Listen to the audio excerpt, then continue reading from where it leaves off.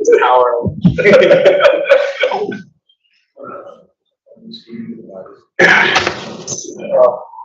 Oh, we're hanging in there. Yeah, stack that.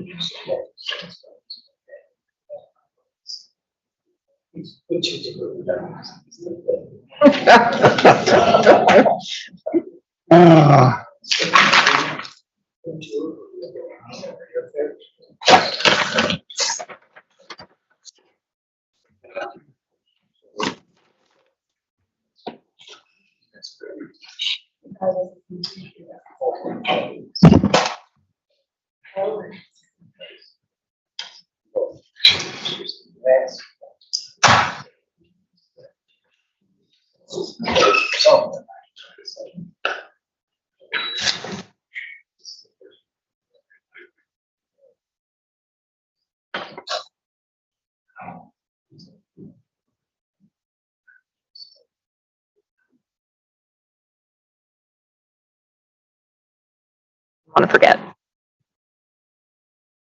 You're doing down there, Chris? All right. Good. How are you? Not bad.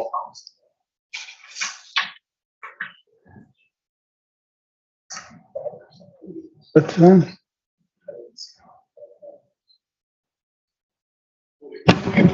Everybody ready to roll? Okay. No time like the present. We'll now call the April 26th Plan Commission meeting to order. Roll call, please. Hannah here. Rillo here. Kaczynski here. Lorick here. David here. Guzikowski here. Holdani here. Super here. Chandler here. And that will get us to the approval of minutes. We're going to take them separately, so let's start with March 22nd. If everybody please take a look.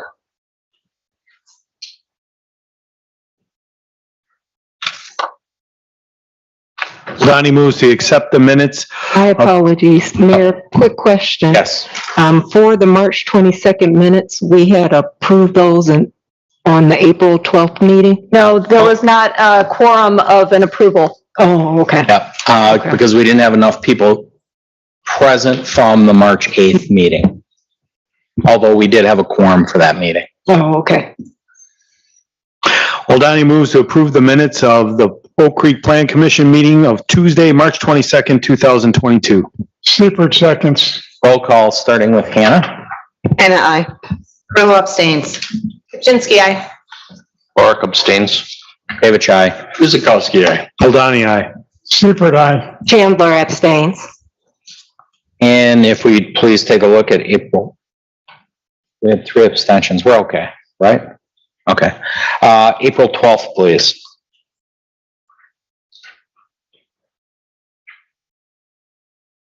Guzikowski makes a motion that the April 12th, 2022 Plan Commission minutes are approved.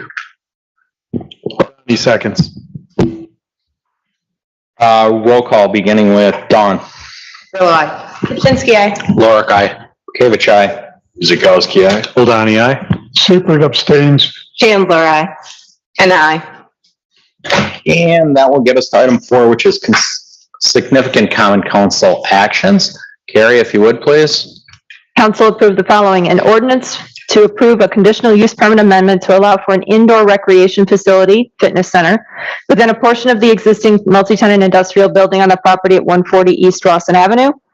An ordinance approving a conditional use permit amendment to allow a maximum of 85 dogs on site at any time for the existing animal boarding, kennel, and dog daycare facility located at 1075 West North Branch Drive. An ordinance approving a rezone to RD1 two-family residential, no change to the FW floodway or FF flood fringe districts, and to establish a planned unit development on portions of the properties at 641 and 819R East Drexel Avenue, and a resolution approving a certified survey map submitted by David Decker of Decker Properties, Inc. for the properties at 8100 and 8146 South 27th Street and 8100 South Orchard Way. Mr. Mayor. Thank you, Carrie. Item 5 is Board of Housing and Zoning Appeal actions. None were taken over the last 2 weeks since we last met. And item 6 is quarterly Parks, Recreation, and Commission actions. Our next report will be June the 28th, 2022. Julia's right into new business. Item A, it is a review of a final plat submitted by Jessica Ganther F Street Development Group for the proposed Lakeshore Commons. This is phase 1. It's a subdivision located at 4005 East Lake Vista Parkway. Carrie? Thank you, Mr. Mayor. Plan commissioners may recall that this was reviewed at a previous meeting this year. The current zoning is the traditional neighborhood development plan unit development for Lakeshore Commons. This is for phase 1 only. It is a final subdivision plat. Really no change from the preliminary plat that was reviewed. Again, this contains lots 1 through 9 for development and outlots 1 through 4 for stormwater and public amenities. There were subsequent pages that showed easements, wetlands, etc., and the dedication of the public streets throughout. Condo plats that are also for Lakeshore Commons Phase 1 are in the subsequent agenda item for this evening. So we will take this in about 2 kind of areas. The first is the northwest corner and then the southeast corner of the development itself. Really, again, no change from the preliminary plat, just showing these lots. Everything in gray on the right-hand side, if you can kind of see that. Those are outlots, so those have stormwater infrastructure and other pieces of public infrastructure. Each of the colored lots, so the purple, the orange, the red, the blue, and the partial green, those are all lots for development. And the green kind of continues on to the second page, as does the blue. So again, everything in color, those are lots for development. Anything in white on this is either an outlot or you'll notice that there's kind of an odd kind of bulbous area that goes from the northeast down to the southwest. That's part of a protective area that is going to be included as part of Lake Vista Park that is owned by the city and will be retained by the city. But anything outside of that, that's in white, that's not right of way, that will be an outlot. With that in mind, just keep in mind that we also have infrastructure that is currently under installation and construction out at Lakeshore Commons, so you may have seen or heard some of that activity. And there are some deviations from Chapter 14 specifically regarding subdivision plats that have been included in your packets for consideration. That is included in the suggested motion for approval on the screen. Mr. Mayor. Thank you, Carrie. Again, we've seen most of this. It seems a little repetitive, but there is a method to the madness. So applicants, I'm sure you're with us. Is there anything you'd like to say, or residents? I know it's not a public hearing, but you guys did come out. If you'd wish to say something, please approach the podium. Name and address. Yep, come on up, ma'am. Need your name and address for the record. Good evening, Jessica Ganther, F Street Development Group, 1134 North 9th Street in Milwaukee. Just want to clarify that it's the final subdivision plat that we're approving tonight? Yes, this is the final subdivision plat, and the next item on the agenda are the condo plats. Okay, thank you. Got it? Yes. Great, thank you. Okay, seeing no one else wishing to speak, we will go to the commission. Commissioner Hannah, would you like to start us off if you're prepared?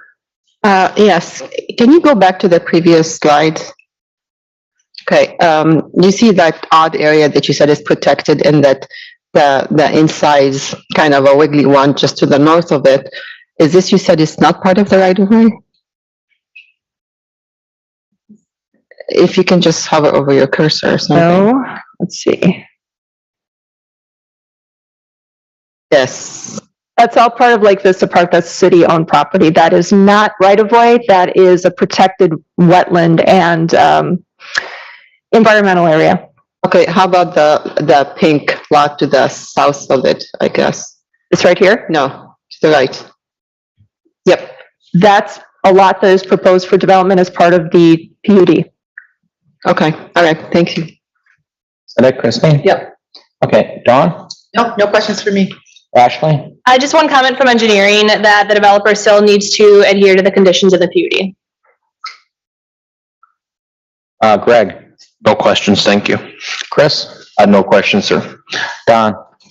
Are we going with calling it in the motion a preliminary subdivision plat? No, I changed that on the screen. Oh, it says change on screen. Okay. No other questions. Thank you. Okay, Fred, No questions. Chauncey? I do have a question. Carrie, for the deviations, this is per the request of the applicant? That's correct. Okay, so I do have questions for the applicant.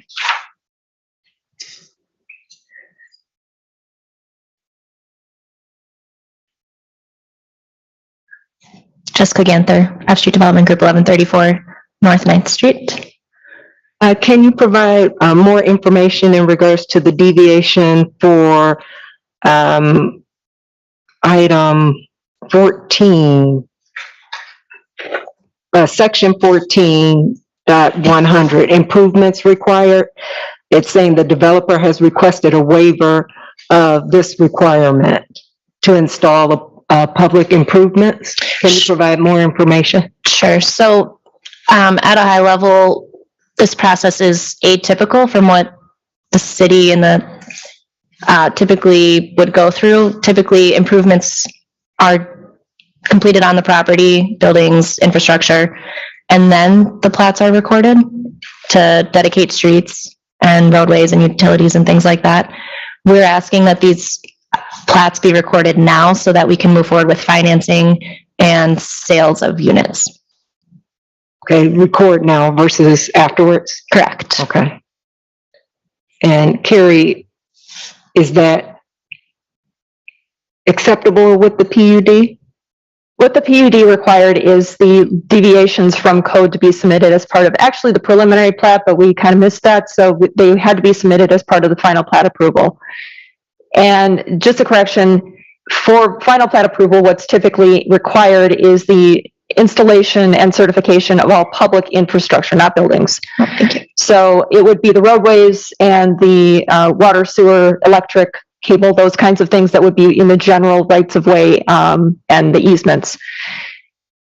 And this is an atypical development, as Jessica noted. So as part of the PUD, we did have some deviations from the standard kind of process in order. That was laid out in section 10 of the PUD conditions and restrictions that were included in your packets. So the deviation requirements or the requirement for the list of deviations from chapter 14 were included as part of this request. So this is, again, asking for final plat approval to be recorded so that the lots that are going to be for development purposes, even though the infrastructure is still under construction, can move forward, they can record the plats, and they can obtain financing to then move forward with sales. So Thank you. yes, it's a completely abnormal process, but it's, you know, it's a development that has been anticipated to be outside the realm of the normal process. Okay. And then my next question is in regards to the deviation for the easement locations. So can you provide a little more information in regards to that suggestion to, that it will not be meeting that 12-foot wide easement? Yes, I might need Ryan's help on this from Kapoor.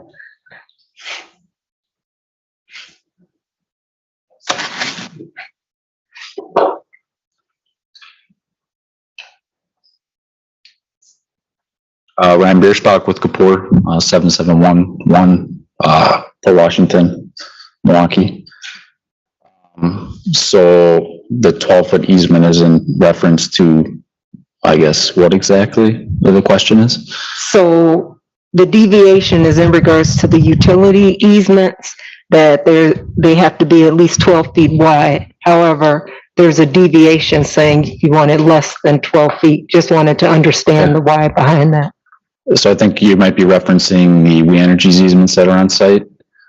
Due to the tight nature of the site with how the structures are located so close to each other, that 12 feet couldn't be achieved in some instances. So We Energies was accepted to deviate from that slightly, which also falls within your code as well. So they did approve that or did not? Because I didn't see that in our packets. The We Energies? Yeah. Yes. We've been Okay. coordinating with We Energies on their easements as well. Other utility easements that are coordinated through the city are still being worked through with the water and sewer utility. Okay. Whatever the end result is in terms of utility easement with requirements. That's really going to be on each of the individual utilities. Okay. Okay, so, the minimum requirement here is likely going to change based on those end user needs. Okay. Thank you. Okay, thank you. I guess comes back to me, those were really good questions, very observant. And again, you know, it's been noted a couple times, this is a traditional, it will be a traditional neighborhood, but it won't be traditional in the sense of Oak Creek. It's far denser, it's far tighter, in proximity to what they're working with. And as Carrie said, it's a little non-traditional too, given the challenging nature of it. Former brownfield site that's now up for redevelopment.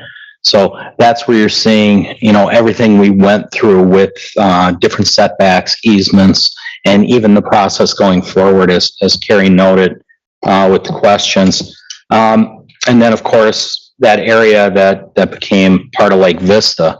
You know, we had to go through that and delineate all that through the DNR and make sure our floodways, our flood fringe, our wetlands, I guess. I got it covered out of one of the three, right? Either way, it kind of held up, and we're really at a flow here as to what we're doing with the infrastructure, trying to plan it and get it in and not have to pull everybody off. So, you know, we're trying to work as well as we can with contractors, developers, DNR, and all parties that are affected by this. So, other than that, I don't have any comments, just those commentaries.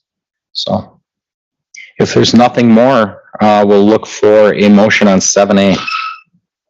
Rourke moves to approve the final subdivision plat for Lakeshore Commons submitted by Jessica Ganther F Street Development Group for the property at 4005 East Lake Vista Parkway with the following conditions.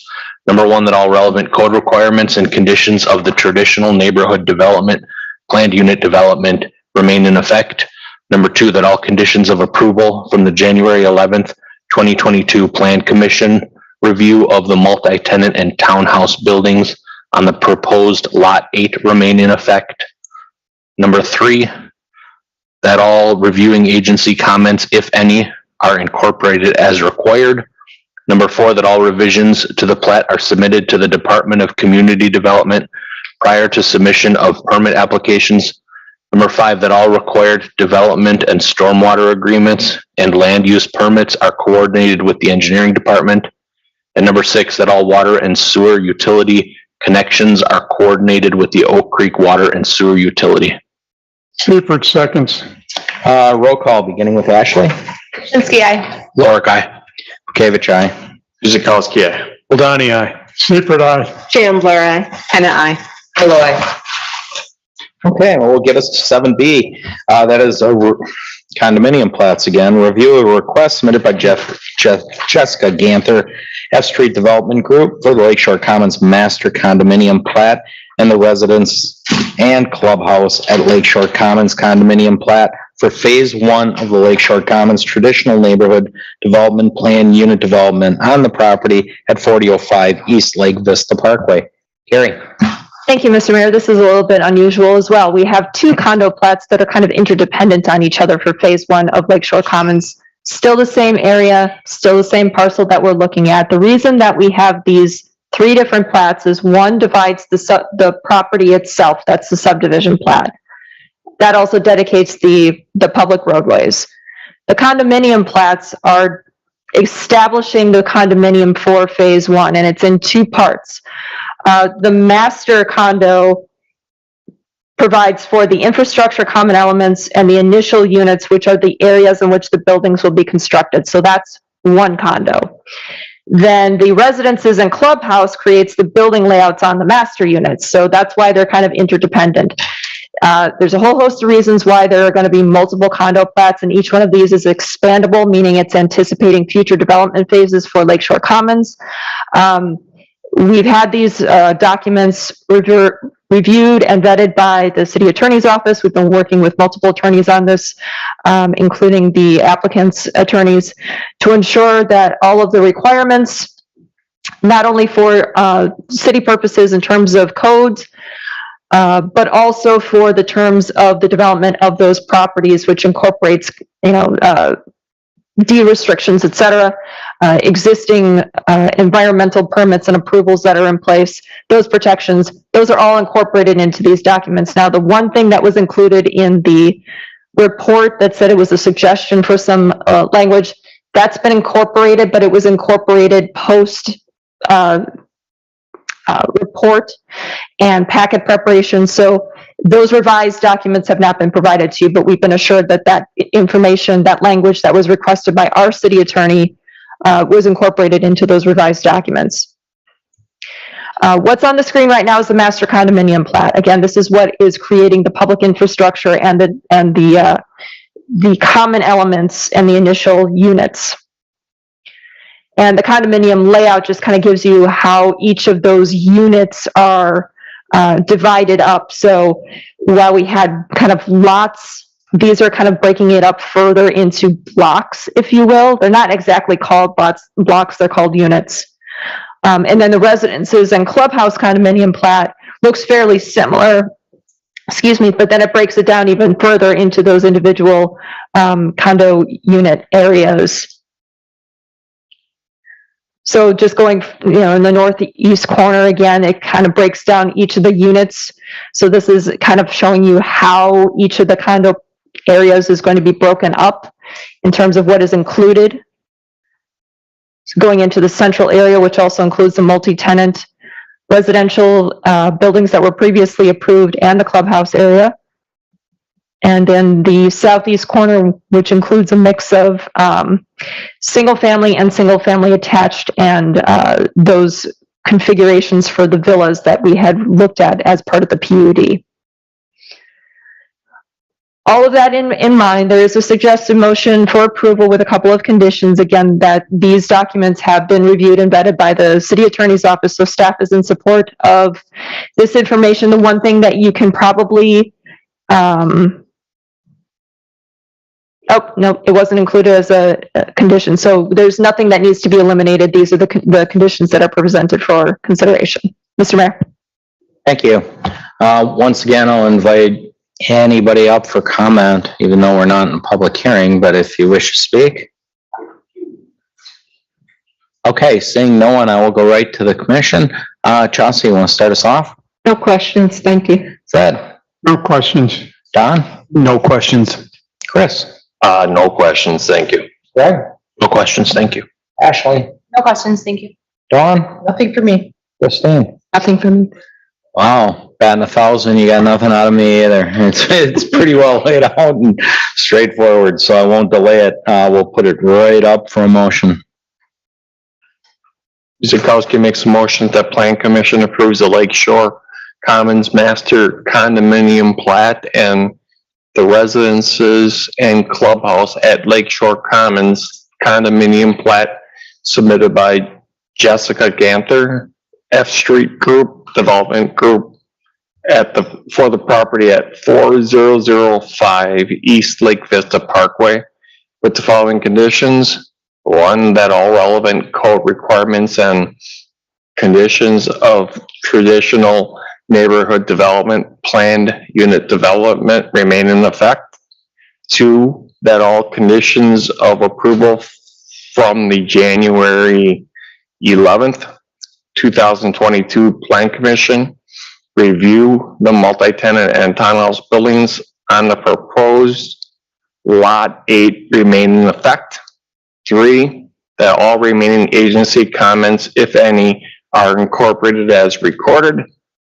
4, that all revisions to the plats, bylaws, and declarations are submitted to the Department of Community Development prior to recording. Seifert seconds. Roll call, beginning with Greg. Lorik, aye. Kavich, aye. Guzekowski, aye. Ladani, aye. Seifert, aye. Chandler, aye. Anna, aye. Sirlo, aye. Pipchinsky, aye. Okay, we'll get us to item 7C. And this is a conditional use permit amendment, and it is to review a request submitted by Paul Johnson Heritage Funeral Homes for an amendment to the existing conditional use permit to allow a funeral parlor with cremation services on the property at 7625 South Howell Avenue. Carrie. Thank you, Mr. Mayor. Some of you may remember that this used to be the location of the Oak Creek Police Department. So the building is being proposed for reuse for the Heritage Funeral Homes as a funeral parlor with cremation services. At least that's a category as mentioned by code. The current zoning is M1 CUP. The proposal is actually to have this be their headquarters. It'll have office space. It will have backroom space. It will also have the crematorium, but they are not proposing to have any services here. No changes to the exterior building or the site itself. Site plan is currently on the screen. There is existing parking on the property as well. So typical hours of operation for the funeral home are 8 a.m. to 5 p.m. There are some 24/7 activities as would be required for off-site service preparation. A maximum of 20 employees are anticipated, 2 to 6 on site at any time during the typical office hours. As far as parking is concerned, that was previously constructed on the property to serve not just the former police department, but some uses that have come through since then. Code doesn't specify parking requirements for funeral parlors. However, a minimum for general service is 1 for every 250 square feet. That would be 39 stalls, and there's at least 40 that are provided on site. So we have all that taken care of without the need for any site modifications. The one thing that staff noted were that the trash receptacles are not currently in an enclosure, and code does require them to be in an enclosure. The location that they are currently in is fine. It's actually at the end of the rear parking lot, so it's on the west side of the building. So just an enclosure that would be in conformance with code would be something that we would appreciate the applicant providing. Turning to the conditions and restrictions, this is an amendment to existing, so there are some upgrades that we've done since then, but what we're doing in terms of these proposed conditions and restrictions is just kind of bringing them more in line with what current code requires. So if you turn to page 2, under section 3, site and use restrictions, maintenance and operation requirements, uses allowed on the property shall be limited to 1 funeral parlor with cremation services. Those uses allowed by the M1 manufacturing district, previous ordinances, conditions and restrictions, and all applicable sections of code. There shall be no outdoor storage of vehicles, equipment, merchandise, parts, supplies, etc. All storage shall be interior to the buildings. There is one other storage building on the property. This is also stating that solid waste and recycling is the responsibility of the owner, and then this is the part where we say that the recycling and trash receptacles need to be in an enclosure in accordance with code. Under section 4, performance standards, basically just identifying or acknowledging that there are performance standards that are required by code in section 170510. We do not anticipate that there are any portions of those performance standards that would be in violation with this proposal. Access and parking is just what's basically existing. There are no new or proposed access changes. Under 7, setbacks. These setbacks are both acknowledging what was approved for the conditional use permit, as well as what is required by code now. So the off-street parking is referencing current code sections. Time of compliance is the typical 12 months. If there are any conditions that prevent the applicant from establishing the use within that 12 months, they have the option to either request an extension, or if the conditional use permit happens to expire, they can come back and ask for approval all over again. So there is no site plan that is included, as would be typical with a conditional use permit, but that is because the use is interior to the building and there's no changes to the site itself, which is already developed. So if there are any questions, be happy to answer them. Otherwise, there is a suggested motion for approval on the screen. Mr. Mayor. Thank you, Carrie. Applicant, anybody like to say anything, or you want to go right to the commission? Need your name and address, sir. Yes, sir. My name is Mark Reese. My address 8605 West 5 Mile Road in Franksville. It's our honor to be here. We're looking forward to moving we're presently in 3 different locations: embalm at one building, paperwork at another building, and the cremations in another building. And we'd like to bring that all back here and in one building. It'd be much more efficient. We're looking forward to being in the city, as well as, we have the funeral home on 27th Street too. For 35 years, I remember standing before you. Well, not you. So, yeah, you bet. It's something, no doubt about it. Oak Creek's been very good to us, and we're looking forward to lunch. A lot of lunch places here, no doubt about it. Do you have any questions for me? I suppose that's your job. Sorry. That's okay. Okay. Again, it's a very creative reuse of a building, and appreciate you considering Oak Creek. So Yes. we'll go to the commission and see if they have questions, sir. And if they do, I'm sure you'll be able to answer. So, Marcy, you want to start us off? No questions for me? Fred? I'm fine, no questions. Don? No questions. Chris? No questions from me either. Greg? No questions, thank you. Ashley? No questions, thank you. Dawn? Nothing for me. And Christine? Yes, actually, I do. So I'm reading on the letter from Matthews Environmental Solution, the equipment that it's used for the cremation, Yes. that it's environmentally friendly and there will be no odor or smoke or anything from that sort. Has this ever been an incident where it did break and it did cause some of those smoke or pollution or some sort of release in the environment? No, not at all. The units today, compared to what we bought 20 years ago, is night and day. And on this particular property also, we have a gigantic generator. This thing could power half of Oak Creek. It's incredible. And if the power should happen to go out when you're cremating somebody, it will kick in and will turn on all those blowers and afterburners. It's a gas run machine. It's gas. So Also, there will be any ceremony there? Is it, or just like the cremation? nope, it's just employees. Oh, just employees? There will Just be no employees. Public or, No, Okay. I don't think so. Not at all. okay, No. all right. That's Yep. it. Thank you. You're welcome. You bet.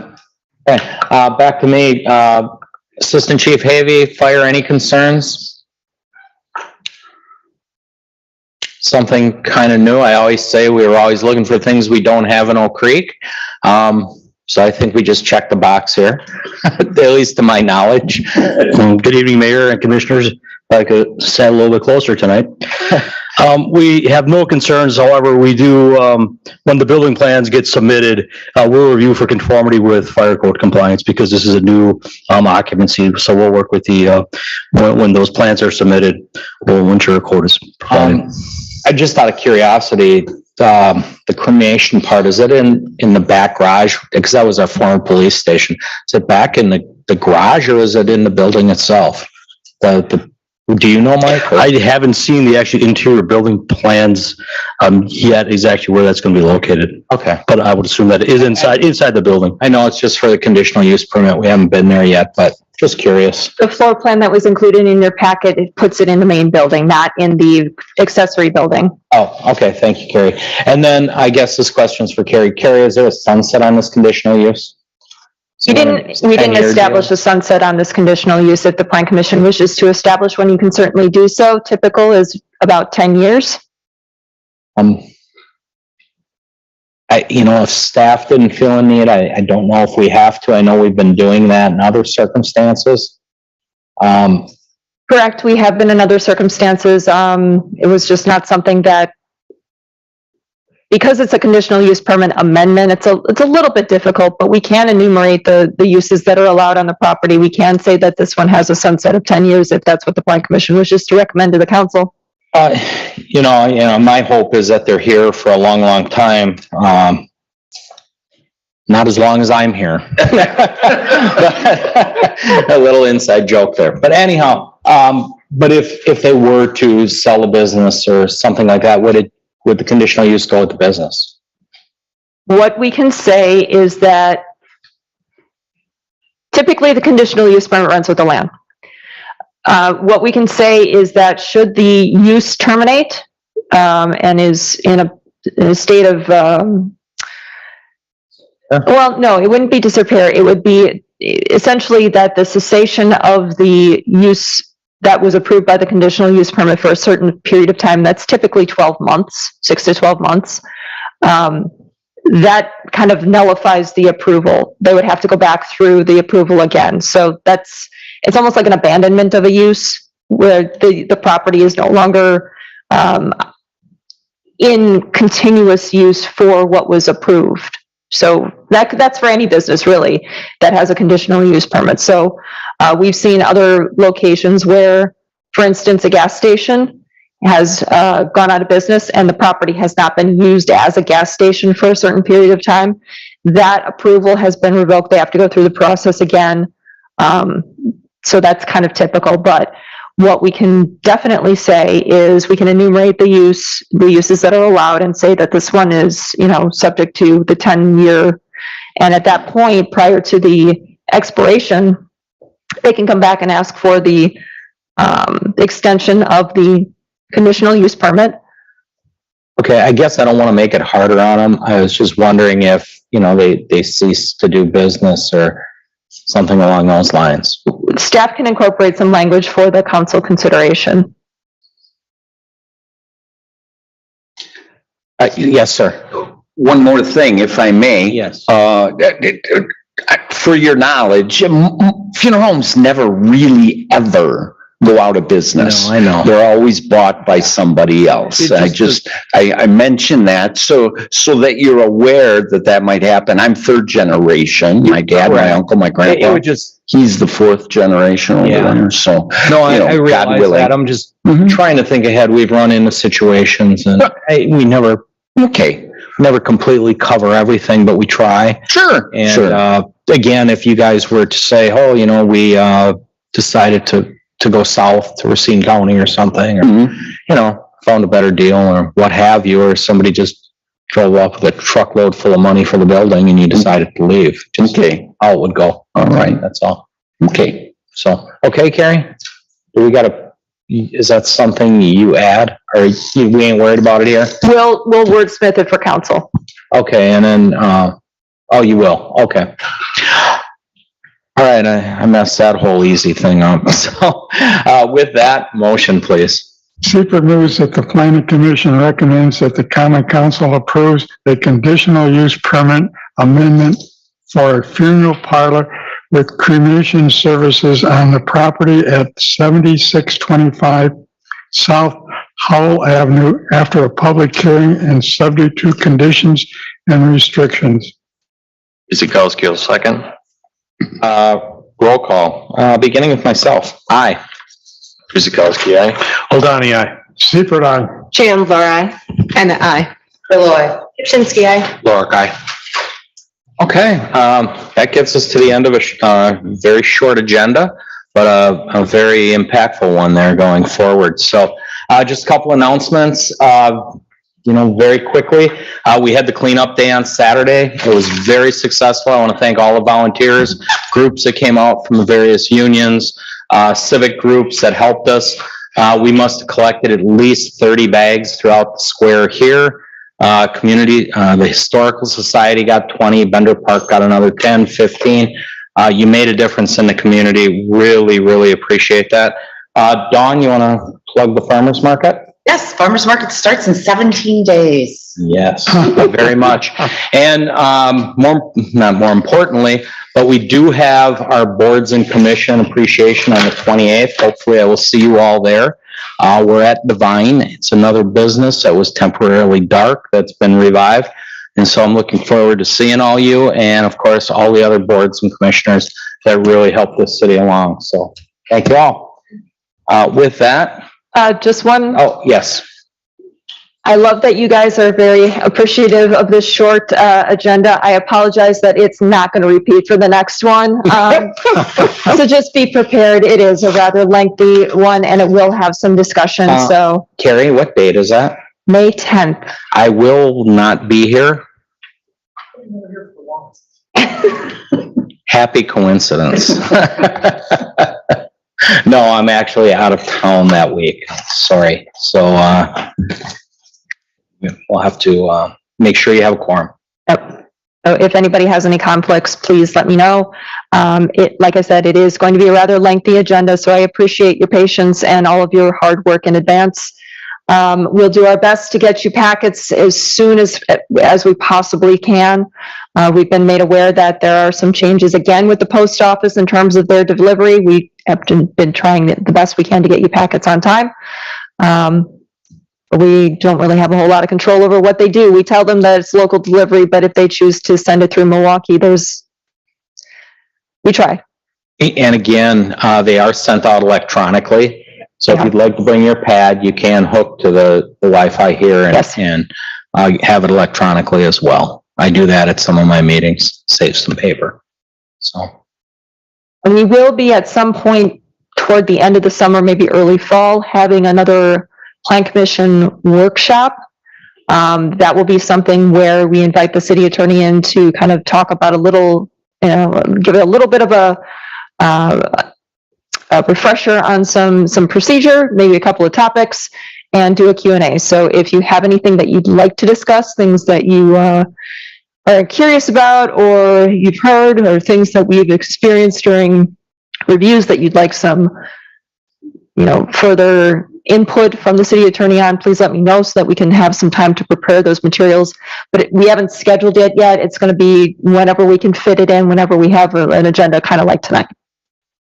But it'll be toward the end of the summer, maybe fall. Perfect. Okay, if there's no other announcements, questions, adjournment, please. Grillo moves to adjourn at 6:42. Seifert seconds. Roll call, beginning with Chris. Guzekowski, aye. Aldani, aye. Seifert, aye. Chandler, aye. Anna, aye. Grillo, aye. Chinsky, aye. Clark, aye. David Chai. Thank you all. Appreciate you coming out. Thank you. Happy birthday, Don. Happy birthday.